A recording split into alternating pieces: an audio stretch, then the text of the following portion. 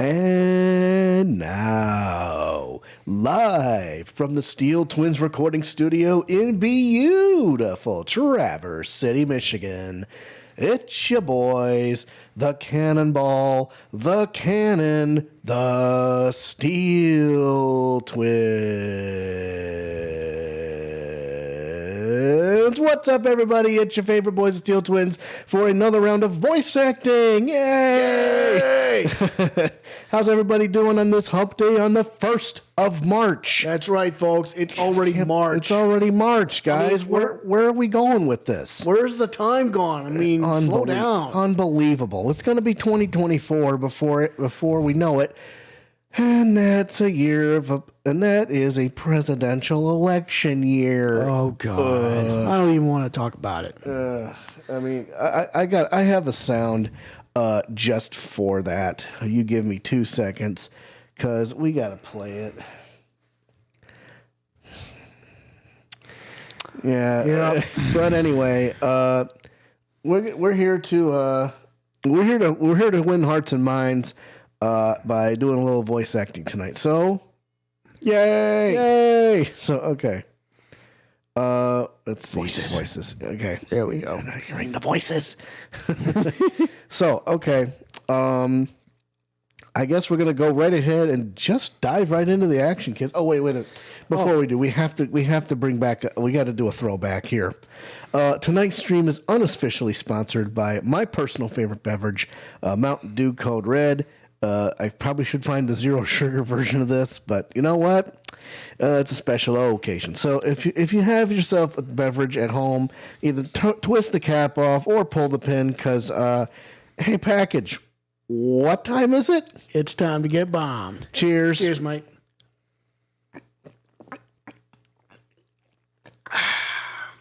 Ooh, that hits the spot. Yeah. College students' coffee right here, brother. For many, many years. Yep. 02 to 06. This was our coffee. Yeah, man. I mean, And those were the days. and that was that was almost 20 years ago. Yep. What? Oh my God. Talk about time flying. Yeah. So folks, we're going to go ahead and boot up. I'm going to go ahead and, have my windows open. I'm going to go into the Steel Twins gaming. Give me a second here. What the heck is going on here? That's playing. Oh, never mind. Okay, so you... Hang on. There you go. It's muted now. Nice. Okay, there we go. All right, so that's one.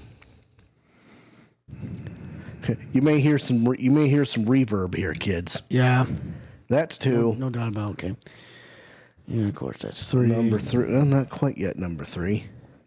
Yeah, that's number three. That's number three. Oh, moderation activity is now hidden. Got it. Whatever the heck that means. All right. All right, dude. Of course, Trovo, send and post. Order in ye old court. That's right. Yeah, that's okay. And that is 4. So, all right. I'm going to have the book face open. I will have this open. Folks, let's just get going here. Let's go. Shout out to our latest Twitch follower, Robbie Gendron.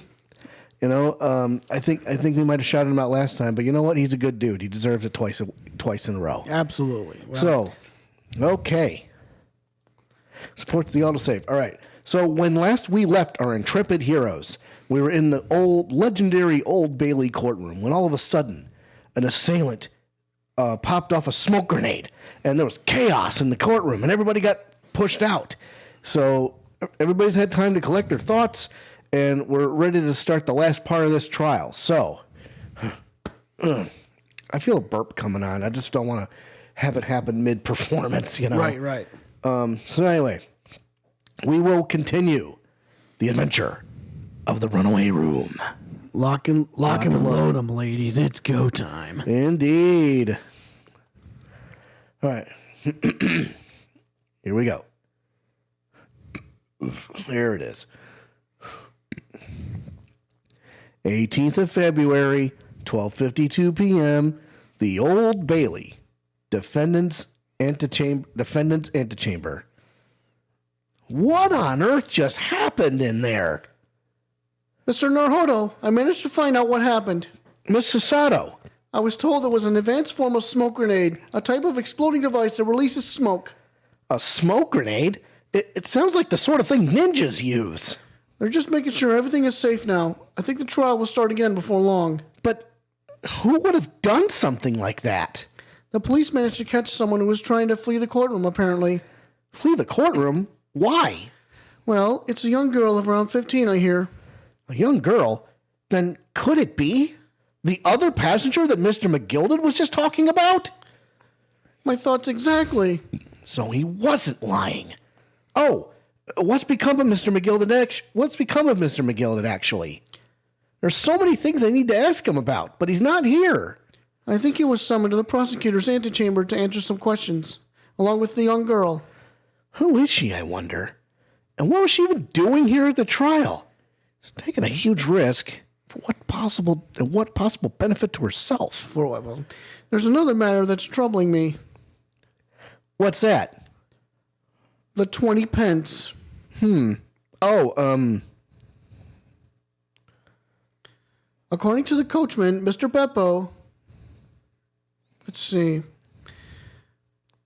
He took 4 passengers that night at a fare of 5 pence each. That comes to a total of 20 pence exactly. Now it seems there were, in fact, 5 passengers. Which means the figures don't seem to add up again. She's right.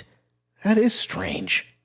Counsel for the defense, kindly proceed to the courtroom. The trial will recommence in 5 minutes. Oh, thank you, officer. We'll go in straight away.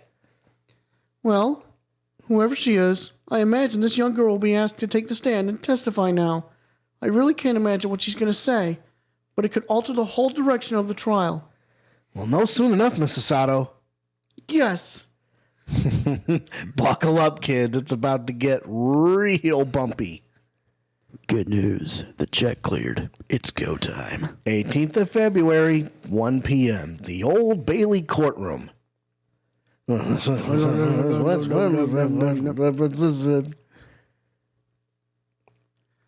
girl. There's the young girl next to Mr. McGilded. Look. She must have been the one who caused the disturbance before. Well, after that rather eventful recess, the court will now resume the trial of Mr. Magnus McGilded. Now then, Lord Van Zieks. My lord? I believe you have established the cause of the smoke which veiled proceedings earlier. It seems to have been an advanced form of smoke grenade, of the sort typically employed by the army. Good gracious, the army? What in the devil's name? It was an elaborate attempt by a young girl to cloak her escape from the public gallery, but she was caught, and now occupies the stand. Your name, girl? Nothing. Are you responsible for the smoke grenade which induced such pandemonium here in my courtroom? What is the meaning of this deplorable behavior? No. If I may, my lord, Yes, Mr. McGilded. I think perhaps I ought to explain here why it is that this wee lass was here in the first place and why she tried to vote like that. She's all tied up with the events of that night, so it is. Very well, Mr. McGilded. Give your testimony. You will explain to the court exactly how this young woman is involved in the case. Just what did happen that night? It's not like a defense lawyer needs that information or anything. I love that look on his face. I love the sarcasm. Witness testimony, the young girl. On the night in question, I took the back seat in the omnibus and promptly nodded off. Then begorra, a loud thud and a wee scream woke me up with a fair start. There was a fella collapsed on the floor at my feet, so I set him up on a seat across from me. Then I turned out to find out where that scream had come from, and bless my soul, what did I find? There was a child in there, all curled up in a ball, hiding her wee self away.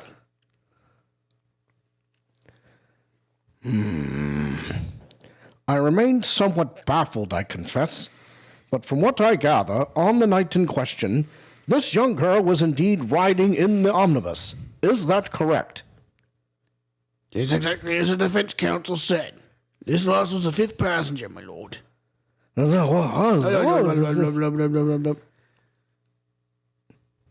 well.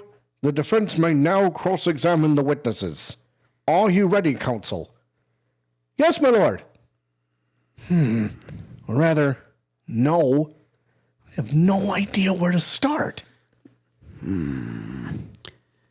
Well, I say grill him like a hamburger. That's all I can do. That's what we tried to do earlier.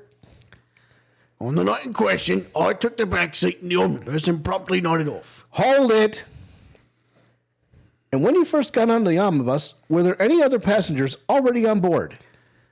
There were not. The cabin was empty and there was no one on the roof deck either. You were the first passenger, as it were. I see. Aye, and that's why I took the back side as I did. Tis the most comfort, so it is. Could you explain exactly what you mean by the back seat? By all means. Tis how you already described it earlier. I'm talking about the seat opposite the one in which the poor gentleman who was stabbed was sitting. Like I said, 'tis the most comfortable and where I feel most at ease. And of course, I enjoy gazing through the skylight from time to time as well. All right, so I want to take a quick look at something. Begorra, a loud start and a wee scream woke me up with a fair start. No, I'm not presenting anything. I want to look at this omnibus again. Yeah, go ahead. So, all right, let's open the door. Well, let's open the door and go inside, shall we? Ugh, scene of a murder. It's horrible. Uh-oh. Things have changed since we last were here. What the hell? There's a blood stain on the... What in blazes? There's a blood stain on the floor. Yeah, we got to look at that. That's blood, isn't it?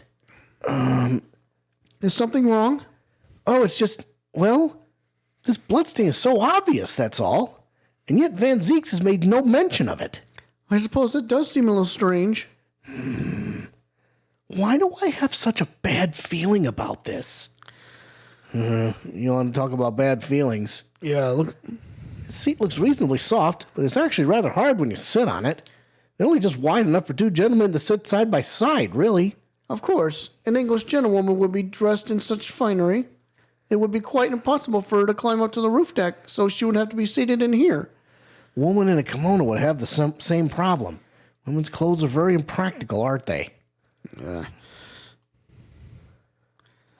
The seat has a handle, it seems.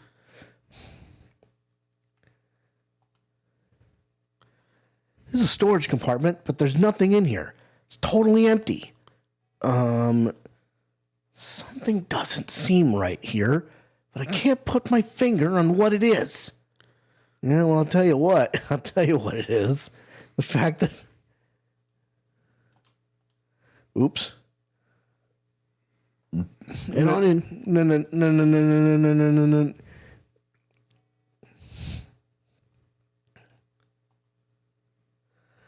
It's quite a large skylight, isn't it? Yes, quite large enough to afford a good view into the cabin from the roof deck. And there doesn't appear to be a handle or catch of any description. I suppose it can't be opened from inside the cabin, at least. What about the outside of the cabin? Well, let's take a look. You can certainly see inside the carriage through this opening, that's for sure. Yes, and there's a lamp in the enclosed cabin, so I'm sure the witnesses would have been able to see quite clearly. That's not good for us.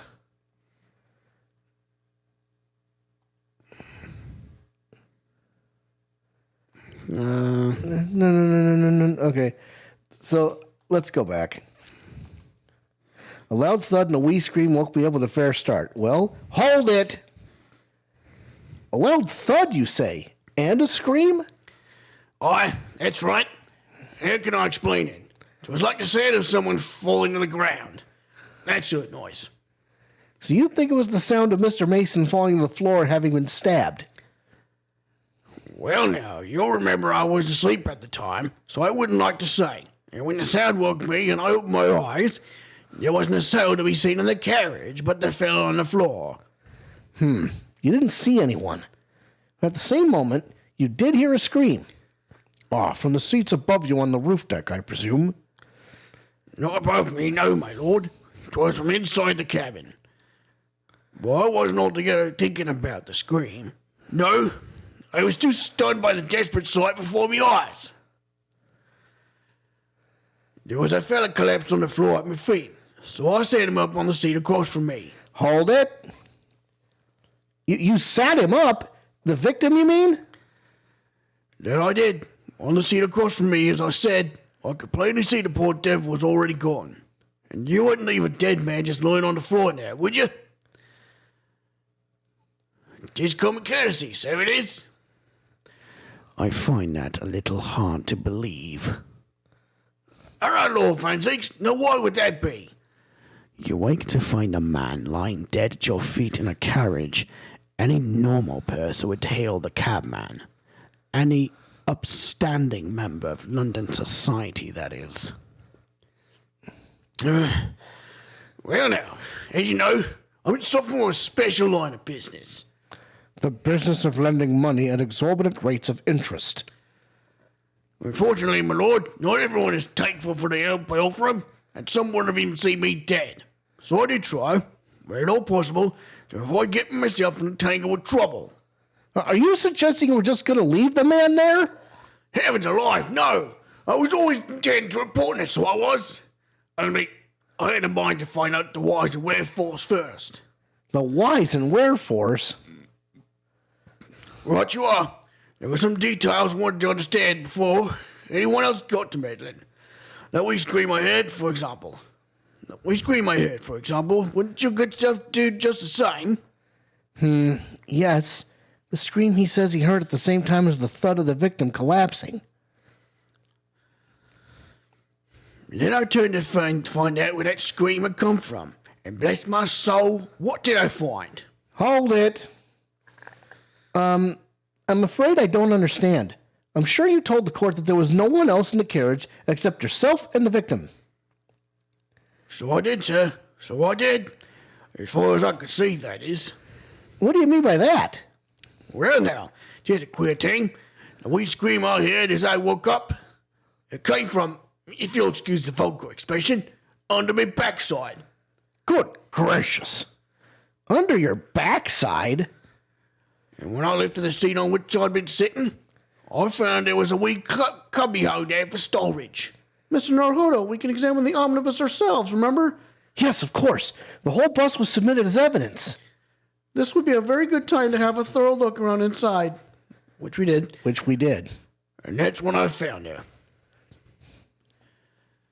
There was a child in there, all curled up in a ball, hiding her wee self away. Hold it. You say she was hiding herself. Aye, that's right. 'Twas hard to see in the dim lamplight, but she was all curled up in a wee ball. When our eyes met, well, my heart nearly stopped beating in my chest. Ugh, you're really overacting this. Still in all, I pulled her out from under there and sat on the seat opposite so I could have a wee chinwag with her. The seat opposite? That's right, just next to the dead gentleman there. You sat this young girl next to a corpse, sir. Well, as I'm sure I mentioned, a gentleman in my position can all too often find himself in mortal danger. So, I needed to find out just who this urchin was, you see. And while I was in the middle of talking with her, I heard another scream, a fella's voice this time. Presumably that scream was Mr. First, who was sitting on the roof deck seats. Right you are again, I'd say, sir. Looking down through the skylight, he must have seen this young girl and the gentleman with a knife in his belly. In other words, the previous witnesses did not, in fact, see you at all, Mr. McGilded. What they believed to be yourself and the victim was, in fact, this girl and the late Mr. Mason? Aye, my lord. I was, as I think everyone understands now, sat at the back of the carriage out of sight. It is certainly plausible. The defendant is somewhat diminutive in stature, and readily confused, perhaps, with this young girl. After that, of course, with the scream from the gentleman over us, the driver realized something was wrong and pulled up the horses. Thank you, I've heard enough. The events as explained are clear in my mind. However, at least one conundrum remains. Who is the girl? Her name is Gina Lestrade, my lord. She's a chancer, earns her custom on large crowds, relieving people their purses. It's commonly called a pickpocket. What? This girl here, a petty thief? Silence! Order, order! Is this true, Miss Lestrade? Miss Lestrade, you will answer the question. Fire! Ah! How dare you? What is the meaning of this? Ah! The girl! She's gone! Open your eyes. I'm over here. Good gracious, how... What was the point in that little sidestep? I know what you lot are thinking. Grown-ups are all the same. This dirty little dipper, you'll say, slipped up and got caught in the job. She got herself backed into a corner, so she knifed the gent. Go on, that's what's in your heads, ain't it? No, not at all. This is a court of law. We're here to determine the truth, not catch fire. Fire! Grenade! Look, knives are for cowards. Only thugs use weapons like that. All I need for what I do is these fingers. Not professional, alright? Maybe not in your eyes, but I got pride in what I do. Let me guess. You don't count smoke guns amongst weapons for thugs. Oh, this? Yeah, it's from the bag I lifted the other day, down where they keep the four-wheel drags. Nice, isn't it? I like the pink best. Oh, do not wave that thing in my direction again. So, you admit that you were riding the omnibus on the night in question. I what? She's all right, lass. You can tell the truth now. Alright, yeah, it's just like the Irishman said. The court accepts this girl, Miss Gina Lestrade, as a valid and significant witness in this case. Accordingly, young lady, we will now hear your testimony, if you please. You will tell the court exactly what happened in the omnibus on the night in question. Alright, if I have to. If you don't know where to start, you can do story mode. If you don't know where to start, go back to the beginning. What the girl saw. So I snuck inside the carriage before I looked up at horses. Hang on, let me try that again. But they hooked up the horses. So I snuck... Inside the carriage before they hooked up the horses, just like always. Well, it was a right old waste of time. I got nothing to show for me troubles that night. I tell you, you can't see a blind thing in that hiding place. It's pitch in there. Then after a while, I hear this loud bang. He jumped out of me skin, I did. And the scream just came out. Because of that, the swell found me. He did help me get away, mind. He kinda did, but... Yes, he let you go. I fail to understand why you would let this street urchin go, Mr. McGilded. Just simplicity itself, my lord. You see, she couldn't possibly have killed the other passenger. I knew that for a fact. How? As I'm sure I said before, sir. Beg pardon. I was sitting right on top of her place when she was hiding herself. I think a demonstration is called for.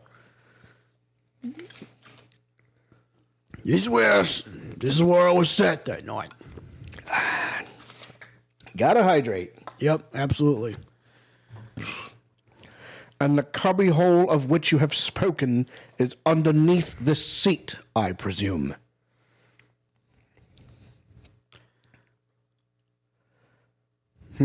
Yes, it does appear just large enough to accommodate someone of the girl's stature. Aye, but of course, the wheel eyes was stuck in there, because I parked myself on the seat for the duration. Oh! So you see, that's why I let the last boat. I knew that if the police found her there, they'd automatically assume she'd done it, but I couldn't leave myself if a young life was ruined when all the time I knew she was innocent. Even though you must have realized your action would result in your own innocence being called into question? Not at all, my lord. Not at all. I knew in my own heart that I was innocent. So I thought it was worth taking upon my own good name for the sake of this less fortunate lass. My goodness. What perfect gentleman. My lord, this fine example of a man cannot possibly be guilty of a heinous crime like this. I'm ashamed of myself for ever doubting you, sir. Not guilty. Oh boy. With calm, calculated reasoning, one arrives clearly at the truth every time. Not guilty. So now what? So is it over? Saints alive! All 6 members of the jury consensual in their leaning to a verdict of not guilty. Mr. Naruhodo, it must mean It must mean what? that we're victorious. We've won? Are you sure? Objection. What the fuck? He's got his foot on the table. If the sight of my iron-heeled Wellington offends, pray do forgive the discourtesy. Ugh.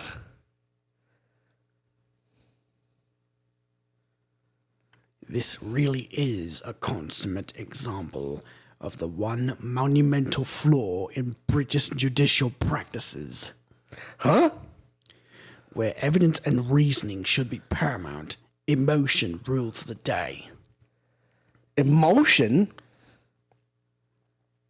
The witness's latest statement gives us a clear insight into his true nature. What do you mean, his true nature? Do you really think Scotland Yard would have made such a glaring omission? After the incident, the omnibus was comprehensively searched by officers of the police. Obviously, the interior of this cubbyhole, as the witness put it, was included in their investigation. Huh? The compartment under the posterior seat was full of the coachman's belongings. It's noted in black and white here in the police report. Good Lord! The evidence has been tampered with. In order to corroborate Mr. McGillicuddy's story, someone has unlawfully removed everything from under the seat. What? That's true. We saw it. It ain't over yet. Order! Order! How could such a devious contrivance possibly have been effected, counsel? Naturally, we must acknowledge the deficiencies of the constabulary in allowing this to have happened. However, I assure you, when the omnibus was wheeled into the courtroom this morning, the compartment under the seat was not empty. And it wasn't. Well, my Nipponese friend, Huh? Me? when the carriage was submitted as evidence, doubtless you examined it in fine detail, as would any self-respecting practitioner of the law. Pray, what did you find the condition of the underseat compartment to be? Huh? Oh, to be sure. The young gentleman will be able to clear this up in a jiffy. Sorry? Go ahead. You tell the court now, fella. Now, this is all an elaborate excuse by the desperate Lord Van Zieks. Well, counsel, do you have something to say on this matter? How How am I supposed to answer? What can I say about the state of that little compartment under the seat in the omnibus? It wasn't empty. I'm telling the truth. Well, okay. I'm going to press story mode, but I'm guessing I'm going to say it wasn't empty. I was right. It wasn't empty. I really don't know if giving this answer is helping my cause as counsel for the defense. But as far as I remember, at least, when I first examined the compartment, I'm fairly certain there were a number of articles inside it. Yes. Are you sure, counsel? Be whist. What are you saying now, you deaf door? I thought you were on my side here.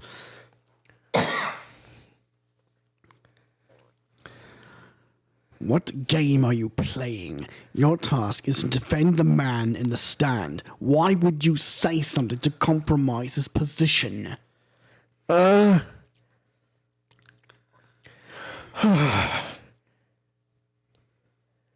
As the advocate for the defense in this trial, I confess I'm still not entirely sure where I stand. But it seems to me that I should state what facts I do know as clearly and honestly as possible. Interesting.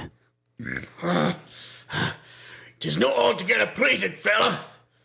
I'm simply telling the truth, Mr. McGilded. Well, don't forget you're supposed to be representing my best interests here, lad. Now then. A fella's memory is a curious thing, and not altogether reliable. No, the court must consider the facts. That there cubbyhole under the seat is as empty as the devil's heart, so it is. You think perhaps it would be in your best interest now to admit that you might have been mistaken? Why? Why do I feel like something's not right here? I should like the jury to weigh in on this matter, I think. That compartment is designed to house equipment used to maintain the smooth running of the carriage. The guild rules state that omnibuses should be properly and fully equipped at all times. So it certainly wouldn't have been empty on the night in question. Beppo isn't that irresponsible. That money-lending fleecer and the pit person lying. Guilty. Oh, no. Oh, no.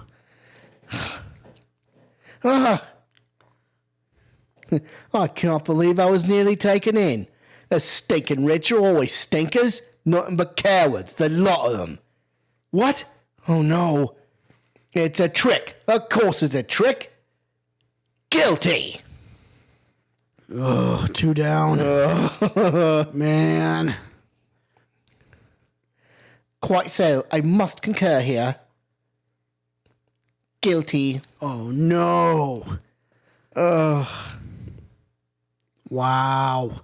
With calm, calculated reasoning, one arrives clearly at the truth every time. Yes, but every time a different truth, it seems.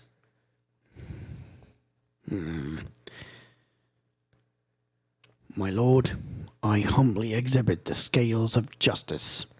Clearly, a verdict of not guilty at this time would be wholly inappropriate. Thank you, counsel. But before we proceed any further, there is the matter of the outstanding cross-examination. That is yet to happen. Counsel for the defense, begin your questioning of the witness, please. Yes, my lord. What just happened? The whole balance of the trial just shifted almost beyond recognition. The Reaper of the Bailey is at work, it would seem. Well, finally, it's cross-examination time. Spill the beans, lady. What the girl saw.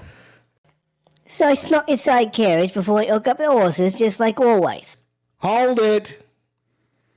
So, you were already in the omnibus before it even set off on its run? Well, yeah. I mean, what's the point of spending a joey to make a few bob, eh? It's a rum idea, isn't it? Suppose she means there's no point spending money to make money. Actually makes sense. Counsel, may I remind you that this girl is a petty thief? Kindly refrain from entertaining her tenants. Well, it does clear up a little mystery and affairs and all. 4 paying passengers at 5p apiece, making it 20, into which the cabman had testified. And one little scapegrace one for free. A red conch of a driver always goes some grub before he last runs, see? That's why I slip in the carriage and get myself hidden under the seat. Nice and easy, right? But your hiding place is a storage compartment full of equipment for the coach, no?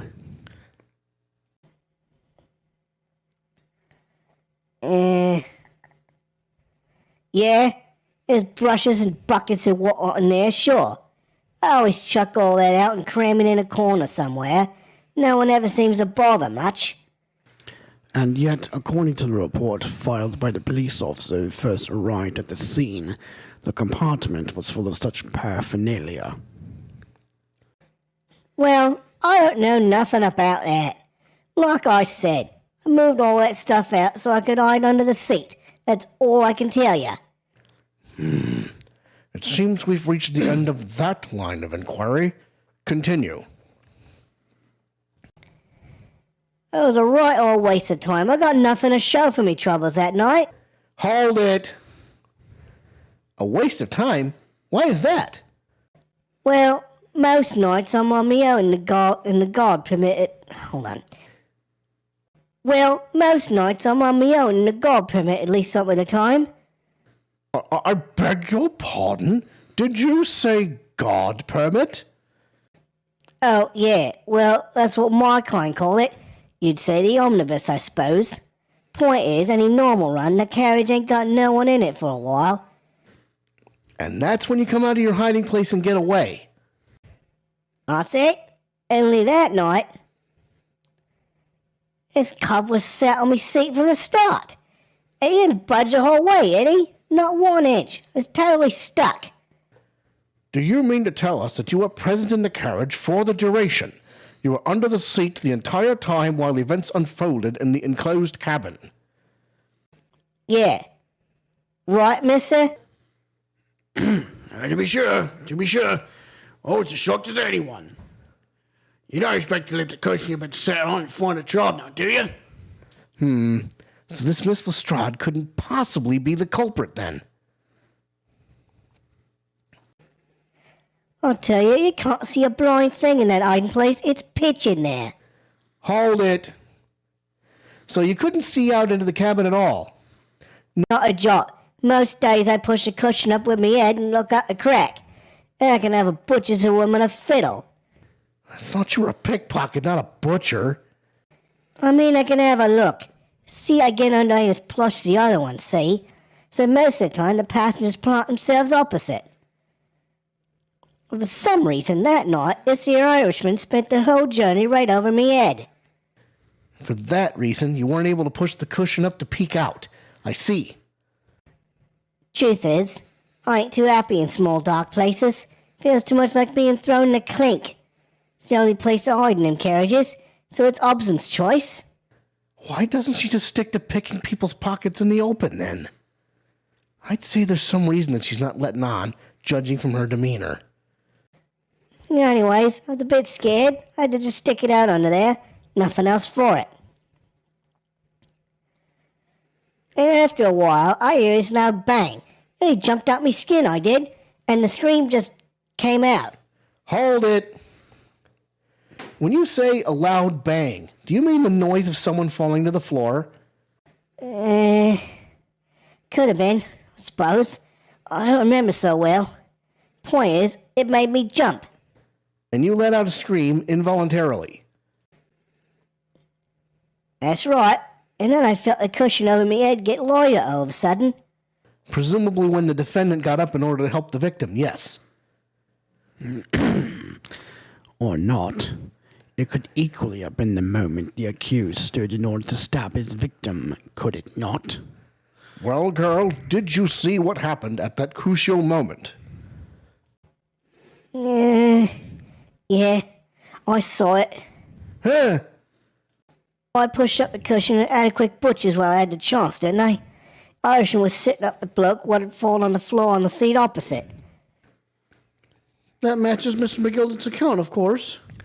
But then, the fella suddenly turns around and looks right at me. Sunk back down again. It was too light by then. Should have never risked looking. It's 'cause of that this swell found me. He did help me get away, mind. Hold it. And when Mr. McGilden discovered you, he pulled you out from your hiding place. How scared stiff I was. He dragged me out and sat me down in a seat and all. Next to the victim, Mr. Mason. Yeah, the bloke had a knife in his guts. He was still bleeding. And the carriage lurched a bit and he ended up falling onto me. Oh, how awful. Both my hands got covered in blood. Made me feel sick as a dog. Both her hands covered in blood. That must be what the rooftop passenger saw. After that, I believe you talked with Mr. McGilden for a while. Is that correct? He asked me some stuff. Wanted to know me name and what I was up to and that. And I heard something from up above. Someone screamed. Yes, Mr. First on the roof deck, one would presume. Well, I didn't want no one seeing me face, so I didn't look up.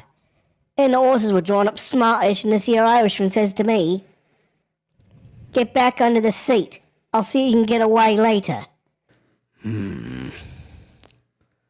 Looks like all 6 members of the jury had decided the defendant was innocent. For one brief shining moment, yes. It's clear that they are all still very unsure. If we could just find some conclusive piece of evidence among this new testimony, I'm sure we would clinch the verdict we want. Yes, I think you're right. And I have this niggling feeling. Something's bothering me, but I just can't quite put my finger on it. All right, well, story mode time. Okay, so It's not inside the carriage. We hooked up the horses just like always. yeah, this is repeated dialogue. Okay, so it's right a waste of time. Got nothing to show for me troubles that night. Can't see a blind thing. Pitch in there. Hold it. So you couldn't see out into the cabin at all. Not a jot. Most days I push the cushion up with me head and out the crack. Then I can have a butcher's who I'm in a fiddle. I thought you were a pickpocket, not a butcher. I mean, I can have a look. See, I get under as plush as the other one, see? So most of the time, the passengers plant themselves opposite. But for some reason, that night, it's the Irishman spent the whole journey right over me head. And for that reason, you weren't able to push the cushion up to peek out. I see. Truth is, I ain't too happy in small dark places. Feels too much like being thrown. Clink. Excuse me. Is something wrong, Mr. McGilden? I do apologise. Was there something the matter, counsel? I'm just wondering if Miss Lestrade's last comment made something occur to you, perhaps. You seem to be thinking something to yourself. Oh, no. 'Twas nothing important. I always feel bad for the poor lass, is all. I remember feeling desperate myself as a young lad, shut up in the dark. 'Twas terrifying, so I was. I see. Yes, I'm sure we can all sympathize. I'm still scared of the dark now. Aye, and I don't know about yourself, but I find that the darkness seems to make everything you hear seem that much louder as well. Yeah. I suppose it does. Maybe. Huh. Miss Lestrade, did you hear something that night? Anything? An unusual noise, perhaps? Nah, not really. All I could hear was the Irishman snoring. But Jubbers, there's no need to tell the whole world to me foibles, you little scamp. What a pity. If only Miss Lestrade had heard something, it might have given us a vital new clue. Yes. What should we make of that last statement of hers? It's profoundly important. My lord, I believe the statement just made by the witness is profoundly important. Profoundly important? But all she said was that she heard nothing. Yes, which is the profoundly important point. I'm almost sure of it. I'm almost sure that I don't understand the inner workings of your Eastern mind, counsel. Nevertheless, Miss Gina Lestrade, You will supplement your formal testimony by repeating that last statement, please. What? Supplement? What are you on about? Don't give me all your fancy talk. I know what you're trying to do. Well, it won't work on me. That's right. Insult the judge. Always a good move. I was straining my ears to work out what was going on, but all I could hear was snoring. Well, hold on a second.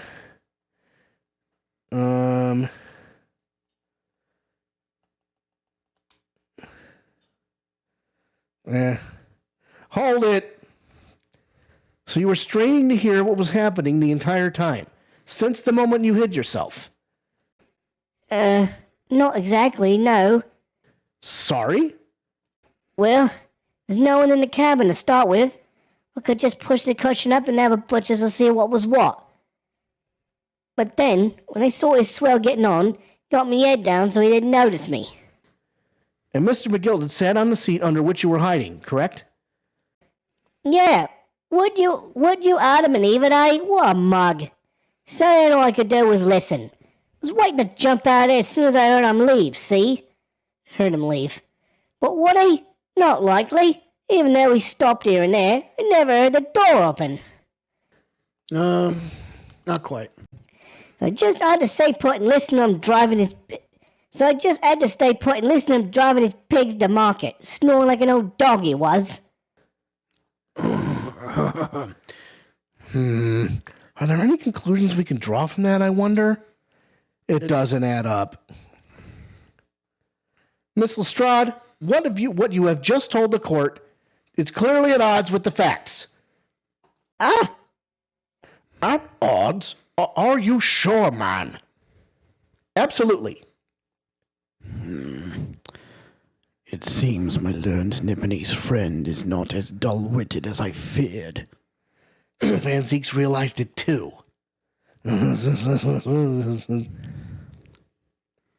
Counsel, I must insist that you bolster your claim with evidence, or some complicit party's name at the very least. Yes, my lord. I expect you to demonstrate this alleged contradiction to the court. According to Miss Lestrade, whilst she was hiding in the omnibus that night, she heard nothing but the sound of Mr. McGilded's snoring. But think, Ryunoske, think. Oof. There's something else she should have heard. Show a person. Very well, my lord. Allow me to elaborate. On a particular sound that Miss Lestrade could not have failed to hear on the night in question. The other guy screamed. The sound very clearly explained by the presence of the following person. It's got to be Mr. First. Oh, the brickmaker, Mr. Mason. Thrice-fired Mason? Yes, my lord. The sound that Miss Lestrade cannot have failed to hear is that of the victim, Mr. Mason, boarding the omnibus. Oh, boarding the omnibus. Order! Explain your reasoning, counsel. Miss Lestrade, allow me to confirm something. You claimed earlier that you were the first person on board the omnibus. Is that correct? Yeah, of course I was. I got on while the driver was in the pub, didn't I? And the next person to board the omnibus was Mr. McGilded. There he was. Not a soul was in the cabin when I climbed aboard. At least, not in plain sight. So you were, to all intents and purposes, alone in the enclosed cabin of the omnibus at that time. Did I not just say as much? I wasn't traveling with anyone else if I was what you mean with. Nate, thanks for the like. Yes. Blessing. Thank you so much. Yeah, I saw him get on, remember? Through the crack under the seat cushion. He was on his own for sure. And from what we've heard, the carriage made a number of stops after that on its onward journey. During which time did you not hear the door opening or closing at all? Nah, I never heard it. That's exactly what I was listening for, wasn't it? Waiting for the swell to leave. In which case, when and how did the victim end up in the carriage? We know that the victim collapsed inside the enclosed cabin of the omnibus. Therefore, Miss Lestrade's statement about what she did or did not hear is at odds with the facts.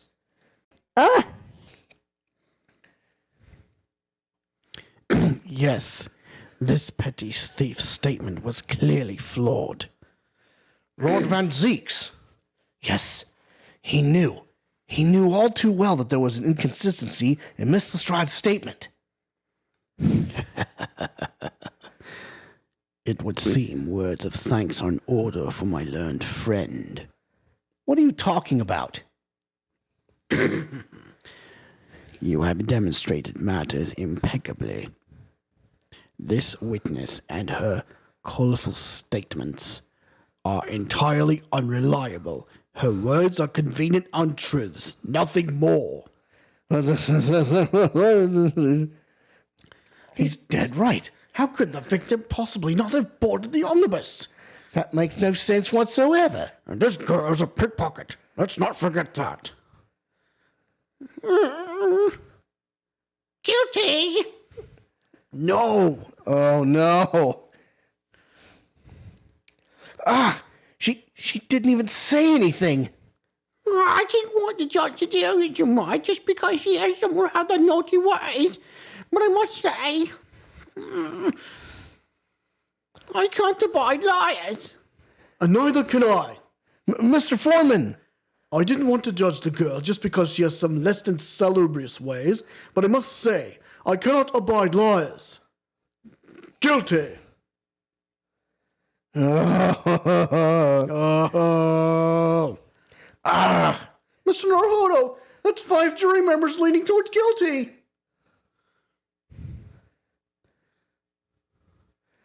Well, your consideration for others is refreshing, my Nipponese friend. To the considerable troubles you have spared me.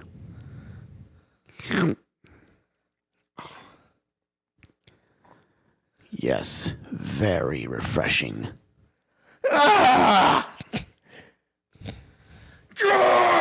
What are you playing at? Have you forgotten who you're working for, you useless eastern adamant? This is carnage. It's perfect. Juror number 2 is the only one left.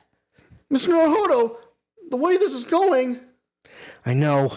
If we can't find some new way to convince everyone of Mr. McGilden's innocence, the judge will rule and we'll have lost. I very much wanted to believe the words of one of London's most respected gentlemen, but those of us in service know we must accept hard truths. Hold it!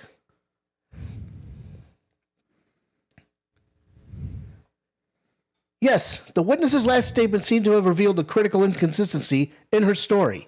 However, if we consider the possibility that her statement is in fact the truth, it may shed an entirely new light on this whole case.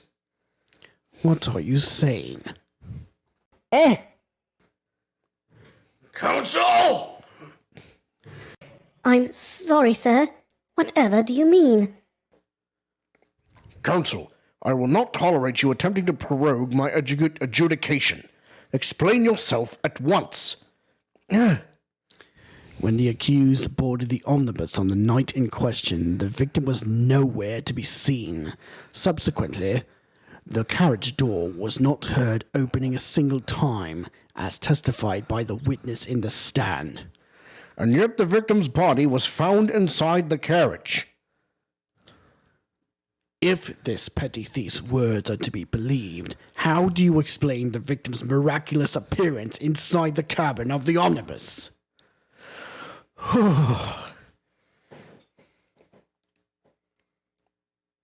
There's only one way to explain how the victim came to be inside the carriage. There's another entrance. If the door wasn't opened even once, the only explanation is that the victim entered the enclosed cabin some other way. The sky. Objection! I wondered what new fantasy you would come up with in your blind panic. But behold, the omnibus is here for all to see. Only one side of the enclosed cabin is furnished with a door, the other has only windows, fixed windows, which cannot possibly open. In short, there is no entrance to the cabin other than the door. Objection! But there could be. There's one possibility you haven't considered. Oh, really? Yes, one other way inside that isn't the door. Another opening, the use of which allowed the victim to appear inside the enclosed cabin. Huh? All right, counsel. All right, counsel. The defense will identify the location for the court. Here is the omnibus on which the incident occurred. Where on earth is this entrance by which you propose the victim entered the cabin? The skylight. Yep. Take that. The answer is obvious. It could only have been the skylight. I say, the skylight? Now this is where things get ridiculous. Objection. Your ludicrous proposal almost has me lost for words. However... Objection! The skylight may well be large enough for someone to pass through. Objection. So you claim, but do you have a shred of evidence to support your addle-brained theory? Both Mr. McGilded and Miss Lestrade said the same in their testimonies. They each claimed to have heard a loud thud, such as the noise made by someone falling to the floor. Yes, which has already been explained, as the sound of the victim falling from his seat, having been assaulted with the dagger. Yes, it has, but would a man slipping from the seat onto the floor really have made such a loud noise as the witnesses describe? A noise loud enough to cause Miss Lestrade to let out an involuntary cry, in fact? Good gracious. Perhaps, in fact, that was the moment that the victim made his entrance into the cabin. No, let me rephrase that. The victim didn't enter the cabin as such. He fell into it. Objection. You're now suggesting that the victim fell from the skylight into the cabin? That's simply impossible. How can you be so sure? Because if the victim had fallen inside through the skylight, as you say, the passengers on the roof deck would have seen it happen. And yet not one person made mention of such event in their testimony. Well, yes, that's true, but hold it. Hold it! Might I, my fella, make a wee comment here? Mr. McGilded. To be sure now, the two fellas who were sat on the roof that testified before, they said nothing of the victim falling through the skylight. But it seems to me, my lord, that is not so much a case of them not saying, but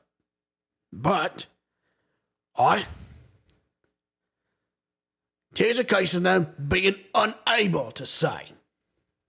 What? I think perhaps the two fellas do be having something of a compelling reason not to mention what happened. Would you not agree, fine ladies and gentlemen of the jury? Oof! Oh, my goodness. Surely not. Those two chaps on the roof? You mean the ones who stuck that knife in the man were... Yeah! Hold it. Hold it! Hold it right there! Just what exactly are you insinuating here, you blither? You rotter. You rotter, you said. You rotter. What are you insinuating? This is a flaming outrage! I've a good mind to give you a blinker in a minute.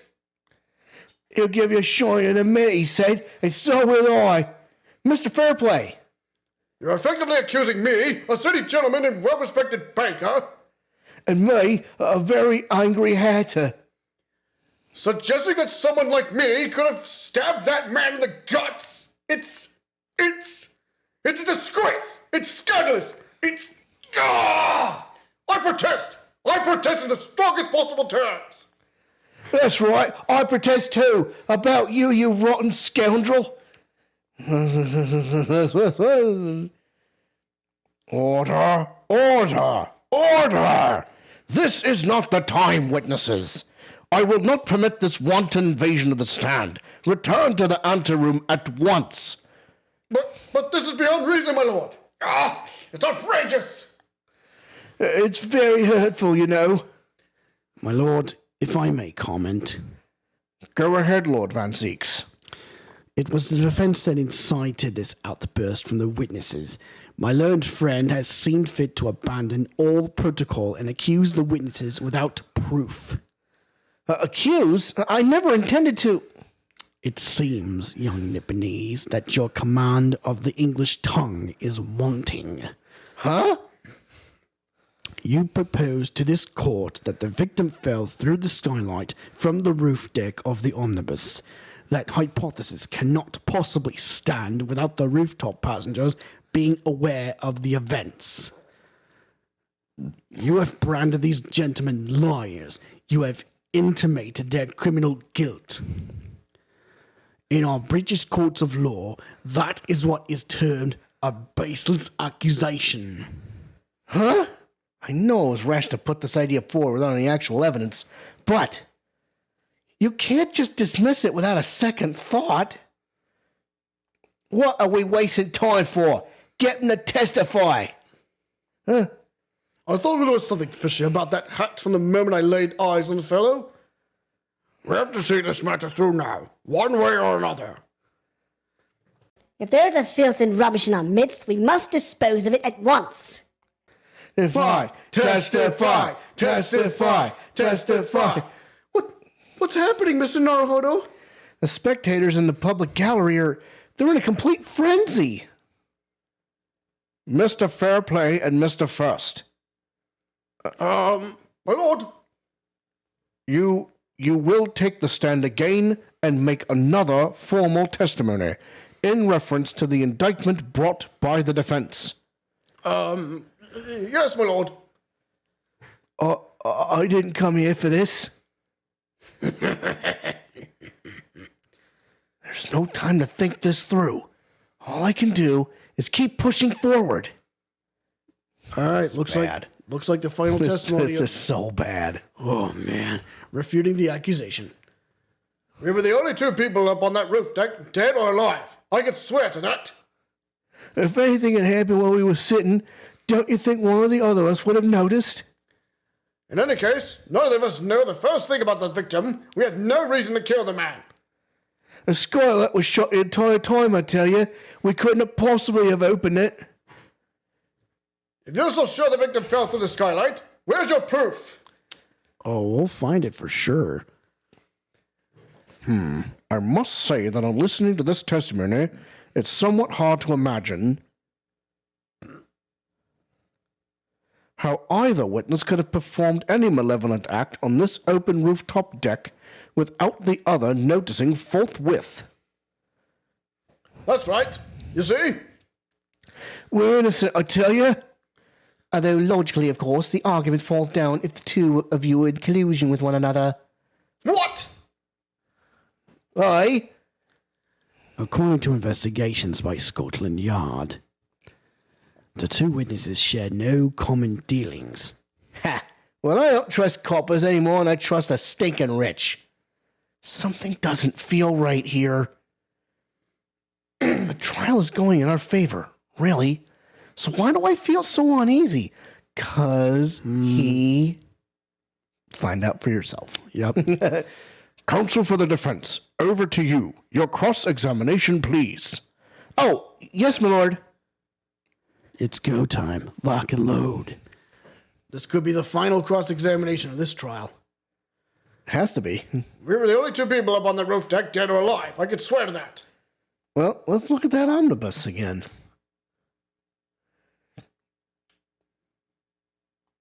Phoenix Wright Omnibus. How about that? You can certainly see inside the carriage through this opening, that's for sure. Yes, and there's a lamp in the enclosed cabin, so I'm sure the witnesses would have been able to see quite clearly. It's not good for us. Okay, maybe there's a different way. Phoenix Wright Omnibus. Little nice Easter egg there. Okay, we're just going to story mode. Well, no, let's play this out. Hold it! So at no time did the victim, Mr. Mason, climb up to join you on the roof deck. Absolutely not, Dickon. No question about, he said, none at all. Oh, but yes, of course, I remember seeing them both. I saw a victim inside the enclosed cabin talking with this man here. Is this true, Mr. McGilded? Jimmy, my lord, at the risk of repeating myself, I boarded the omnibus alone and nodded off inside almost immediately. That's an outright lie. Without doubt, you were engaged in... Let me stop you there, fella, and ask, do you have any evidence at all? At all? Oh, It is all about evidence in the courts these days, so it is. You'd do well to remember that. God, I saw you with my own eyes. This is going so well. I think it happened while we were sitting. Don't you think one of the other of us would have noticed? Hold it. Well, it was on the final run of the omnibus at past 10 o'clock in the evening. It would certainly have been quite dark. Perhaps too dark to see clearly? Is this some kind of a lock? Is this some kind of joke, he said. Is that what this is? Or perhaps one of the other of you fell asleep briefly? Are you fair dinkum, sir? Are you serious, sir? That's what he said. It's impossible, I tell you. I'd give you the keys to the vault if you could fall asleep with that bitter cold. And if you did manage it, your eyelids would freeze shut and you'd never open them again. That's extreme. It was extreme, I'll tell you. And we had to put up with it because this man had locked the door. Any true gent would have unlocked it and let me in when I knocked. Well, I'm dreadfully sorry about that, young fella. But you see, I was away with the fairies and I didn't hear you at all. That's a lie. I saw you through the glass. You were talking to someone. Now, 'twas a cold night, so it was. People do be seeing things that aren't real in the cold. 'Tis hardly surprising. Seeing things? Seeing things? I believe we have reached an impasse here on this particular point. You... Don't take it personally now, lad. If I'm a suspect in this case, then it's only fair that you and the other fiend are too. Open and free competition is what capitalist society is all about. This isn't a competition I should like to be involved in, really. In any case, neither of us know the first thing about the victim. We had no reason to kill the man. Hold it. So, you had never met Mr. Thrice-Fired Mason before? Oh, Lou, no, not once, never. He'd never met a man before, he said. Never. And you, Miss First, had no prior dealings with the victim either? That's right, sir. Hatters don't have much to do with brickmakers, to be perfectly honest, sir. No, I imagine not. You see, how many different ways can I put this? Neither of us have the remotest connection to the gentleman who was inside the cabin. Excuse me. Mr. McGilded? Yes, counsel, what could I be doing it for? Did the witness's last statement give you pause for thought somehow? Not the remotest connection? Is that right now? I wonder. Huh. What are you insinuating now? Oh, Mr. Fairplay. It's been too long, so he has. Eh? If I'm not very much mistaken, I believe 'tis fast approaching, is it not?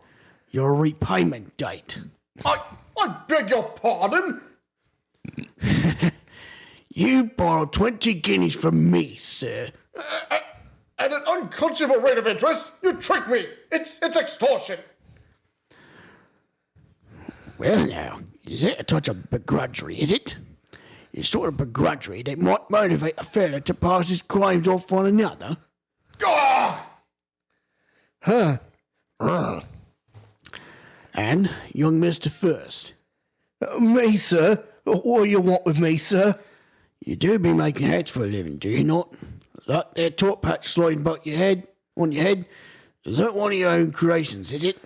Oh, well, I'm still just an apprentice, you understand. I'm learning to find the perfect fit for whatever fine gent walks through the door. The perfect fit, is it? Well, 'tis a very distinctive design, sir, it is. Many customers like it, I tell you. They like a distinctive touch. Customers, such as Thrice-Fired Mason. Oh, There was a photographic print of the victim submitted as evidence before, my lord. this you mean. I can't help thinking that the poor fellow's hat looks distinctly familiar, wouldn't you say? Oh, that's one of my hats. That's one of my hats. Aye, that it is. So it would seem the brickmaker was a customer of yours. Huh? The sort of customer I'd wager you could have had a weak quarrel with over the distinctiveness of the goods. Oh, no, sir. Absolutely not, sir. Well, there's really nothing more to add. It wouldn't be right to say that the two fellows here haven't the remotest connection to the victim, you see. I rest my case. You little weasel! Ah! He's better at this than I am. Gosh, Mr. McGilden has certainly been thorough in his research, hasn't he? Please, don't let me in little interruption hold up the proceedings. The skylight was shut the entire time, I tell you. We couldn't have possibly have opened it. Hold it. Are you quite certain about that? That the skylight was shut the entire time? I'm going to lose my blog with you in a minute. He's going to lose his rag with you in a minute. That's what he said. Take a look for yourself. Go on. You see? It's shut fast now, just like it was on the night. Sure it is. Of course, a fellow the size of Mr. Mason could like to break right through it still and all. What? Just look at the size of the thing, you understand? Oh, now you hold on there a minute, sir. Size of the thing means nothing. Not on its own. Let's consider the bigger picture here, shall we? Let's stop biting our cane, shall we?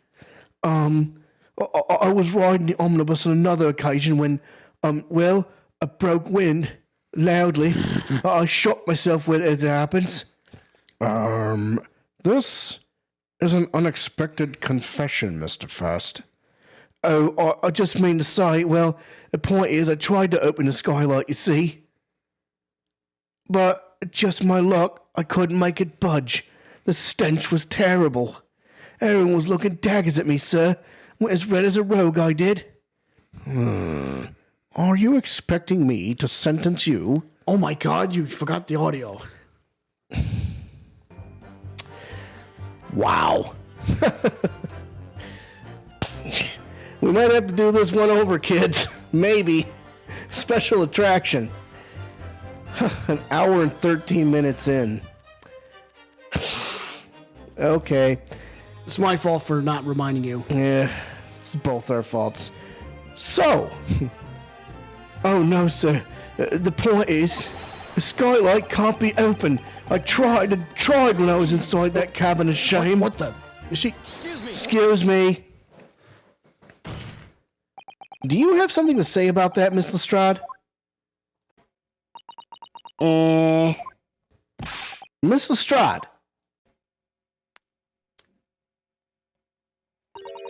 It opens. Huh? The skylight. That's what you're talking about here, right? Give me a tick. All them skylights open, dead easy. More easily than you could load that weapon? That's a lie, I tell you. Otherwise, when I broke wind, I... Can't do it inside, you mug. From inside. Yeah. Oh,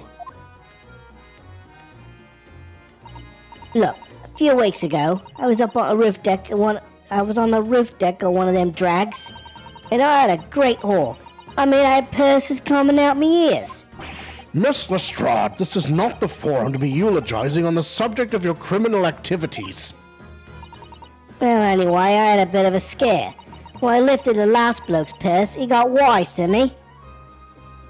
All four of them surrounded me so I couldn't hop off a bus and leg it. So what I did was, I used the skylight, opened the catch and jumped right through. What? Yeah, the catch for them skylights is on the top side. That's why you can't open them from the cabin. The skylight opens from the roof deck? I told you. Burliff. climb up onto the roof of the omnibus at once and verify this witness's claims. Yes, my lord. Uh-huh. Oh, my hat! See? Order! Order! Order! So, it appears that this street girl's statement is quite true. I don't believe it. The skylight opens, and from the roof deck. Mr. Naruhodo, this could be the clue we've been looking for. Well, counsel for the defense, please continue with your cross-examination. Yes, my lord. So, the skylight opens. Perhaps I should investigate for myself. Yes, you should. If you're so sure the victim fell through the skylight, where's your proof? I'll tell you exactly where it is.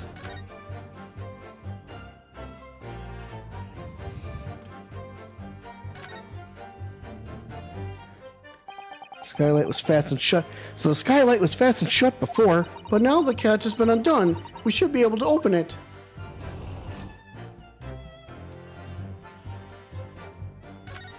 Let's open the door again. Well, let's open the door and go inside, shall we? Ugh, scene of a murder. It's horrible. Now look up. What? There's What the blood. hell? Oh my. Yes, it does open very wide, doesn't it? Wide enough to kick someone like you through though certainly, Mr. Naruhodo. Why someone like me? Ah! What is it? Look! Just here! Look at this! That's without question. It's blood! Why would there be a blood stain there? Surely, it can't be unrelated to the case, can it? Details of the omnibus have been updated in the court record. Now present that. Yep, absolutely. There's your proof. Objection! On the night in question, the victim was fatally stabbed in the stomach, and immediately afterwards, the victim's body was pushed through the skylight into the cabin below. Those are the facts, and the irrefutable proof remains clearly visible in the omnibus that stands before us today in this very courtroom. What? That's utter humbug. You can't possibly have any evidence. No, you can't. I mean, we didn't do it, I tell you. It was impossible. Irrefutable proof here in this courtroom. Counsel? Yep, my lord. I believe everyone would appreciate a little clarification here. Where exactly within the omnibus is this evidence to which you allude? You know where to go. You will point out what it is that proves the victim fell from the roof deck through the skylight. All too clear, my friends. Turn around. That's There's so- the stain right there. Got it. Boy, Jupiter, is that blood? This bloodstain proves two things. Firstly, when the incident occurred, the skylight of the omnibus was open. What? And secondly, the victim was already bleeding when he fell through the opening. Oh my. And so it follows that Mr. McGilded, who was inside the enclosed cabin himself at the time, cannot possibly be guilty of this crime. No!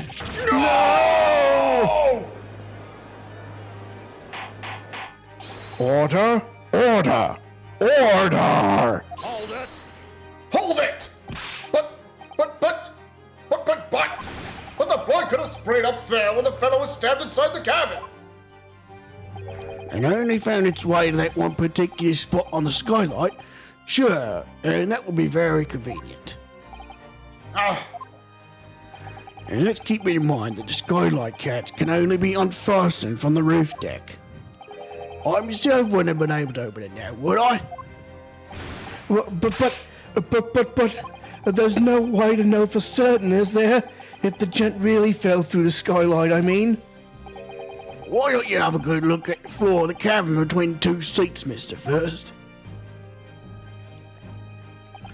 It's all too plain. if you see. There's the aftermath that shows the poor fella dropped from a fair height right there, so it is. Well, here's the thing. When we first had the omnibus pulled into the courtroom, that bloodstain wasn't there. What? No! But it can't be. It's all lies! Hold it! My fellow jury members, I think we can all agree that this is clear proof of the defendant's innocence, can't we? I believe we can. Yes, sir. It's clear to me now where the filthy rubbish can be found in this courtroom. So, they thought they could pull the wool over my eyes, did they? I won't tolerate any other girl's carriages being sullied with blood. I won't tolerate it. I always knew that nice gentleman would give us a delightful park. Couldn't have done such a thing. On three then. Everyone. 1, 2, 3. Objection! We're not done yet. A chilling performance, Mr. McGilded. Oh, and what would you be referring to there now, Lord Van Zieks? A blood stain on the frame of the skylight. Such evidence is null and void. What? Why? For one extremely simple reason. That smear of blood never existed. Objection! What are you talking about? It's there for all to see, and it's clearly blood. Objection! I personally attended Scotland Yard's investigation of the omnibus. The officers involved went over the carriage with a fine-tooth comb. Huh? So I can state with absolute certainty, no such smear of blood existed in the carriage. At least not until this trial began. But are you suggesting, Lord Van Zieks, that this stain of blood was... Fabricated, my lord. Yes, and while this court has been in session... What?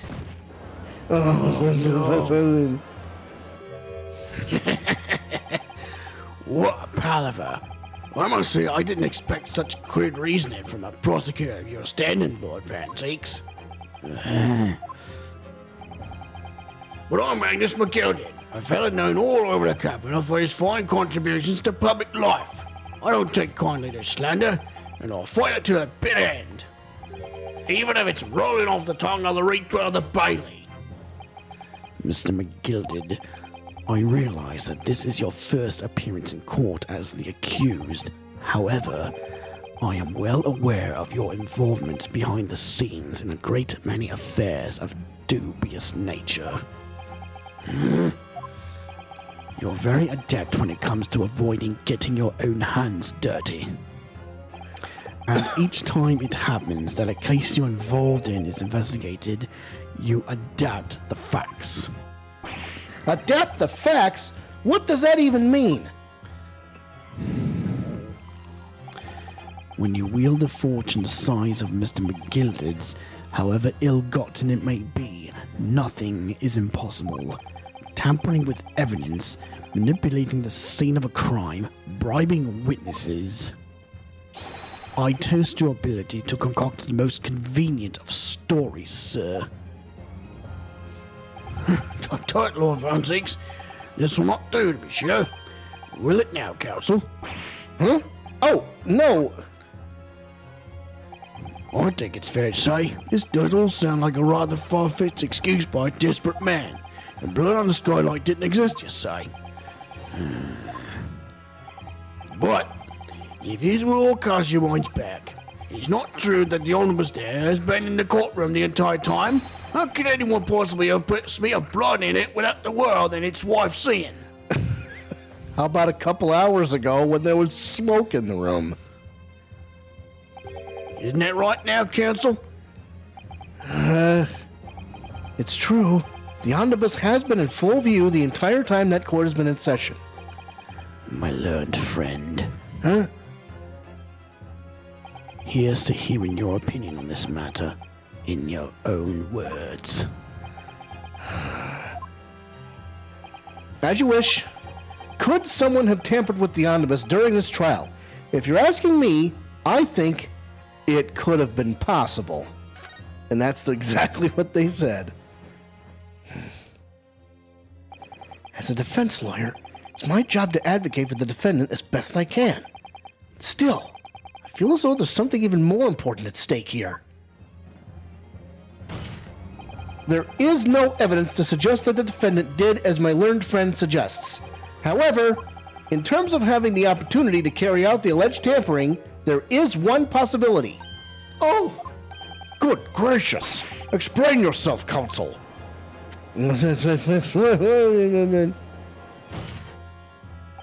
Yes, there is. It seems my learned Nipponese friend has no intention of running from this deceit. Deceit? I'm sure everyone still remembers clearly the recess that we were forced to take. As a result of the smoke grenade fired by the witness currently in the stand, Miss Gina Lestrade. Yep. Bang. What is going on? Be careful, Miss Naruhodo. Cover your face. bailiff, don't let the accused escape. Secure the omnibus. I hereby call an emergency recess. Bailiff, ensure the defendant is in custody and clear the courtroom. The courtroom was filled with smoke, and everyone was thrown into confusion. All of us were made to leave this chamber. In that brief interval, under the veil of smoke and in all the chaos, it could have been possible to steal inside the omnibus. Are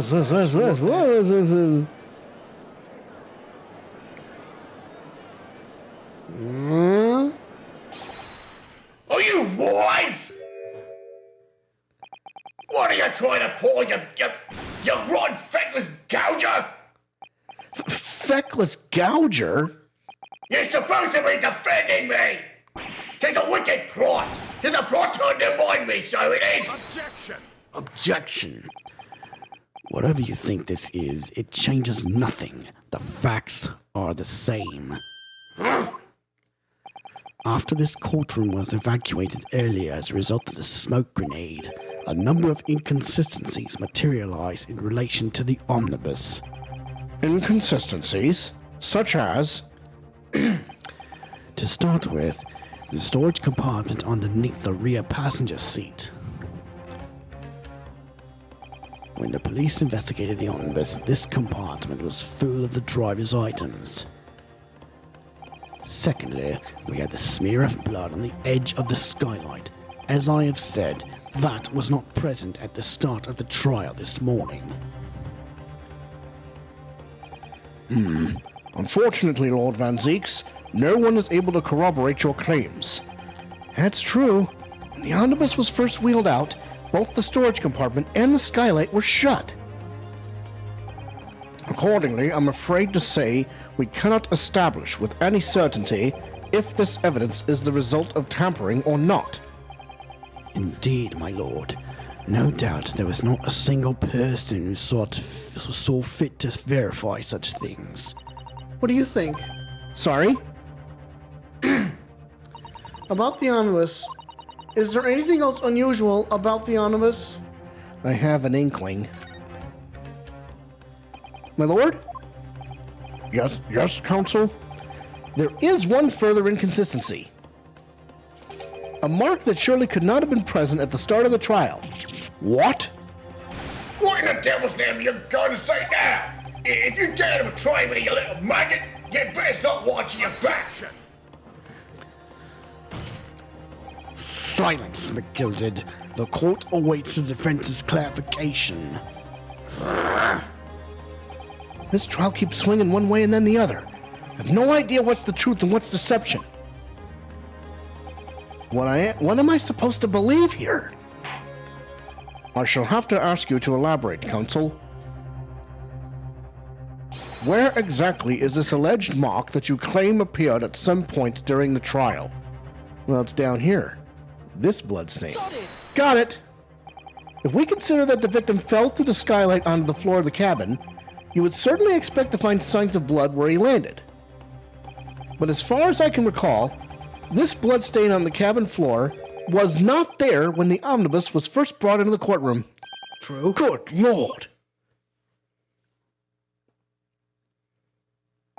Yes, I do believe you're correct, counsel. Well said. Although, as advocate for the defense, one might say that was a very careless slip of the tongue. I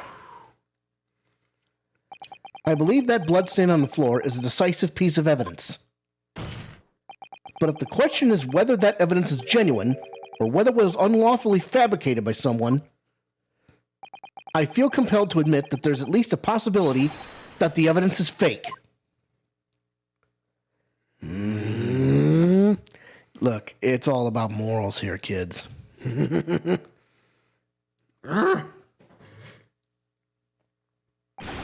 God! This trial is over! Mr. McGilded? I've done everything I possibly can to cooperate with the court, but it's all over now! But you're the defendant. It's over, I tell you! Huh? Memory, recollection, what people think they saw, is all a nonsense! Facts are what count, and the fact is, that bloodstain is there, now! Well, And over the course of this desperate trial, long and extremely drawn out as it has been, that good-for-nothing raper the Bailey has failed to present any decisive evidence at all. I'm scandalised, I am. I thought better of Lord Van Zieks. Well, my lord? I must concur with the defendant. The unaffirmed recollections of an individual cannot stand as evidence. At this moment in time, the particular bloodstain in question is very much in existence, and in the absence of any credible method by which to prove its alleged previous non-existence, I regret to say that it would be improper for this trial to continue. Your lordship can't be serious. Lord Van Zieks, what is your position? The prosecution, my lord, has no further witnesses or evidence to present. Very well. In that case, as I believe we have explored every possible avenue in this matter, I shall proceed to my adjudication. As a formality, I am of course obliged to confirm with the defense first. What formality? As things stand at the moment, it would seem that Mr. McGilded will be found not guilty, Yes. which would mean we've won. Is that really the right outcome here? Is it really all right for the trial to come to an end now, with all these unexplained inconsistencies? Counsel for the defense, your closing statement, please.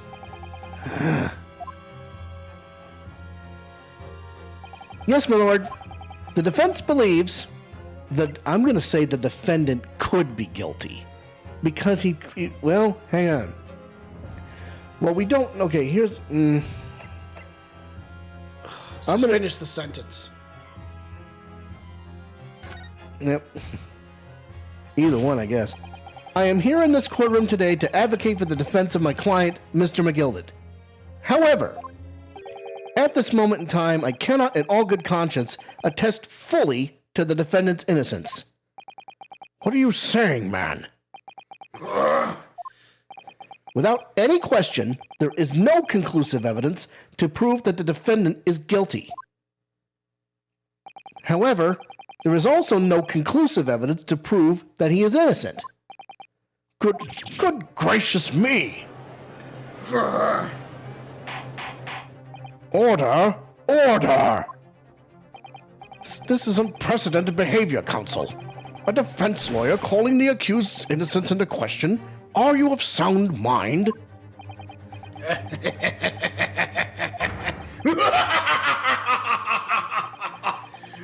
Oh, 'twas a grand decision to appoint you as my lawyer, so it was a grand decision. What? I must say, I didn't expect quite such an exciting spectacle at the end there, but still. Here, Have this for your troubles. Your job here is done, fella. And some fine work you've done, so you have. What do you mean? Tis just that the right honourable gentleman so succinctly put it, therefore, the trial can't go on anymore. And your closing statement there was, how did he put it now? Nothing more than a formality.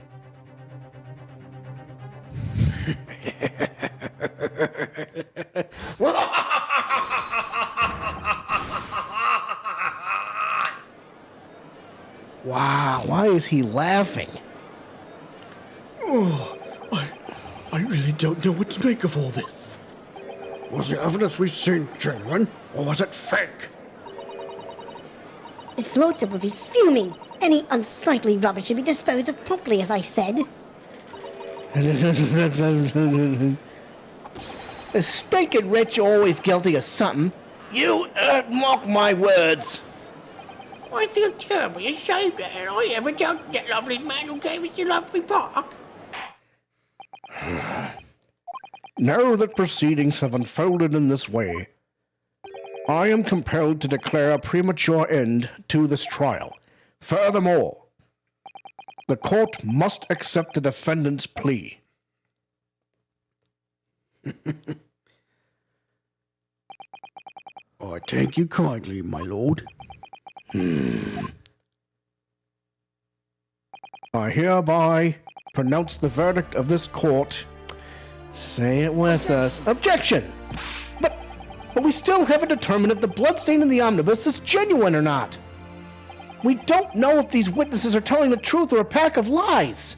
We have no idea about the truth. Lord Van Zieks, My lord, the case made by the prosecution was flawed, plain and simple. If indeed the omnibus presented as evidence was tampered with, the prosecution is at fault for allowing such a disgraceful perversion of justice to take place. my sincerest apologies, my lord. Objection! But wait! When we were evacuated from the courtroom, Lord Van Zieks ordered the evidence to be secured. I'm afraid the prosecution cannot shun responsibility in this matter. That's so unfair! The culpability of the defendant has not at the present time been established by this court. Consequently, the jury will not be required to proffer judgment. What? Well, Lord Van Zieks, it's been a pleasure, so it has. As for you, my dear fella, I couldn't have asked for a better defense. Do you mean to tell me this has all been a grand waste of time? It is the law of the land, my good man. If you'd like to pursue this matter further, you can always go ahead and try to change the law. Magnus McGilded. Good grief! You've more to say to me, have you? Just one thing, a warning. This is far from over. Well, something I'm really looking forward to then.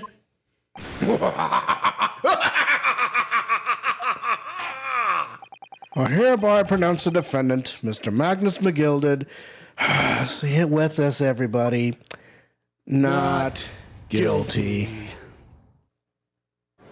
What? Yeah. What in the hell? This is like the ugliest win I've. It's like. Oh, it's like a dead zebra getting gummed to death by a toothless lion. This is disgusting. I can't believe it. This is an outrage. They should have examined the evidence more. What are you talking about? The man's been cleared. He's innocent. Unbelievable. With the courtroom in pandemonium for the second time that day, the judge delivered his verdict. And my first ever trial in Great Britain came to an abrupt end, with the defendant being found not guilty. Ostensibly a victory for us. I'd hardly call that a victory. Nope. A Pyrrhic victory, if you will. Yes, that's a perfect word for it. 18th of February, 5:14 p.m., the Old Bailey, defendant's antechamber.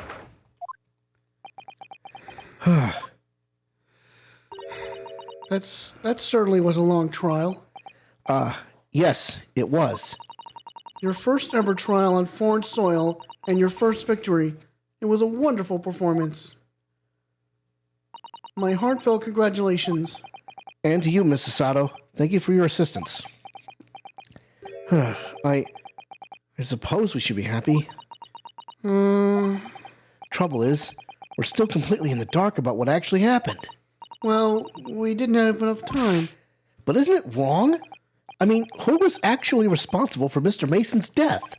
We don't even know that.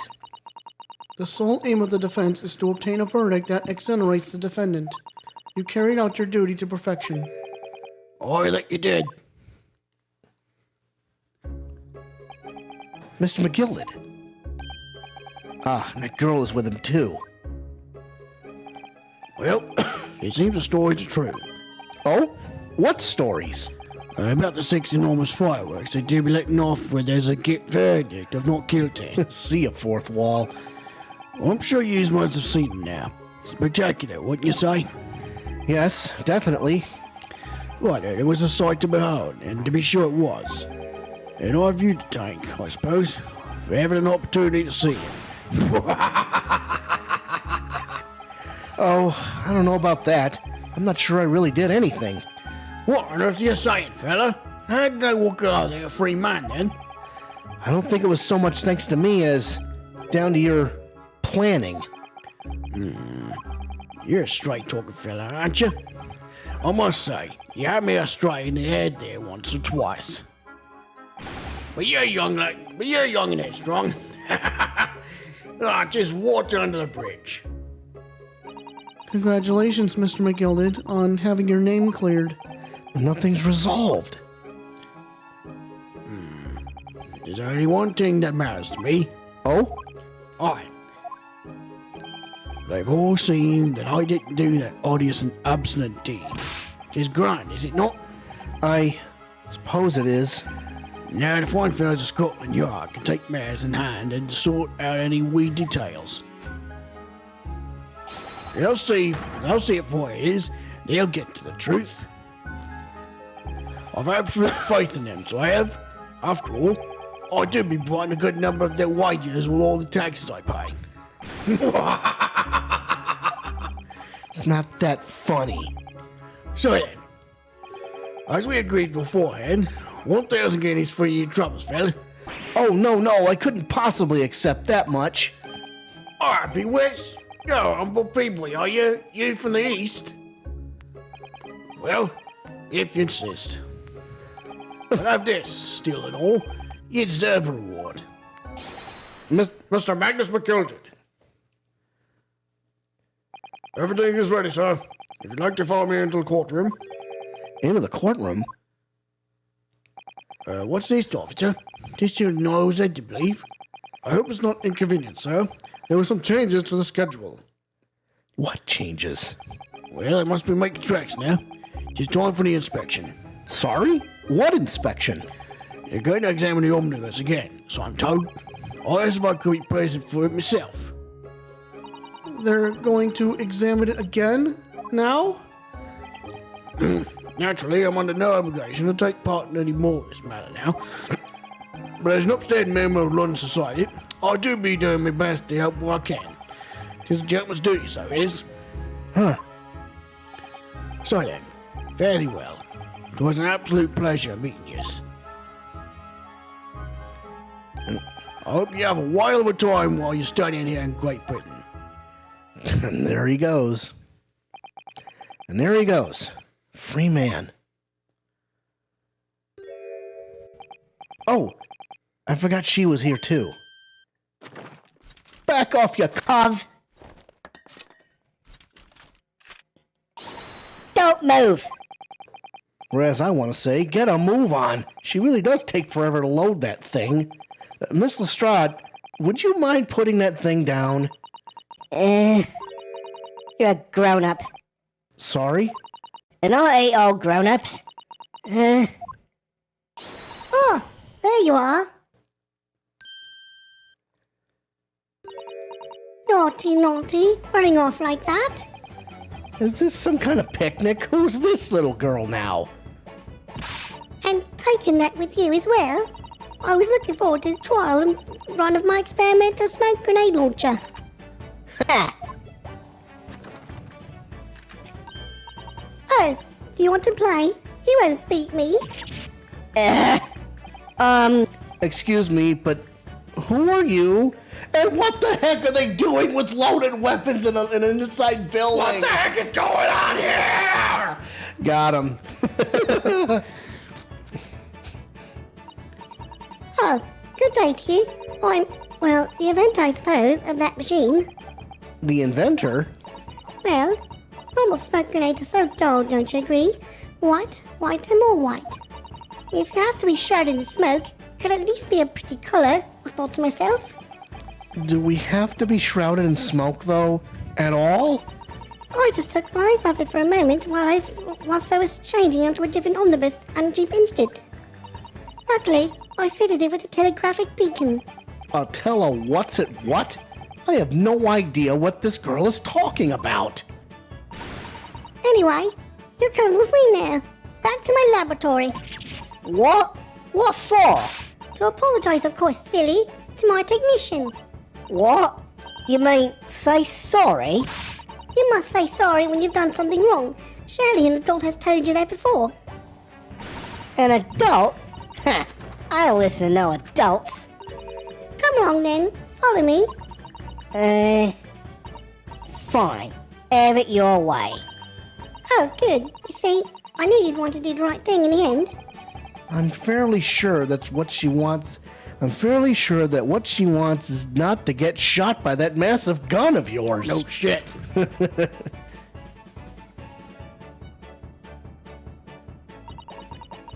be leaving now then.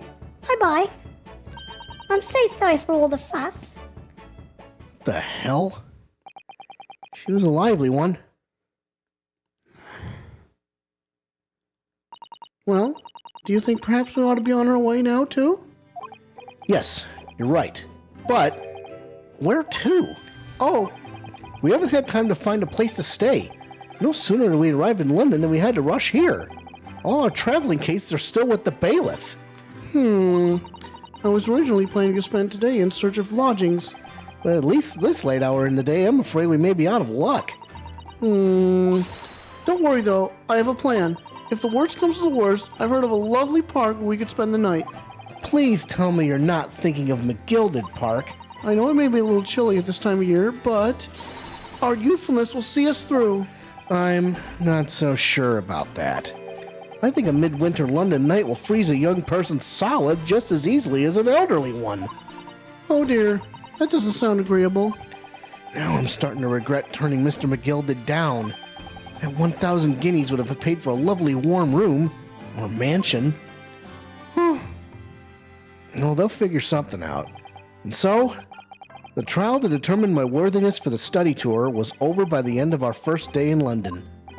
However, as we were soon to learn, there were more trying times ahead, just as the Reaper of the Bailey had warned. The case was far from over. Oh boy. I think the voice actors will take it from there. Yep, take it away. What's going on? Get the fire brigade! What the hell? Bring water, quick! What the? How did this happen? I don't know, sir. By the time I got here, it was already engulfed. No one was supposed to be allowed in here before we started investigating. What the hell? No. Oh, good God. There's someone in there. Whoa! Oh, this can't be. Uh-oh.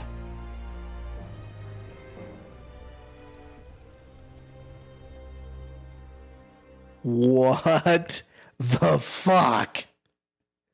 Can I ask that one question again? Yeah, what's that? What the heck is going on here?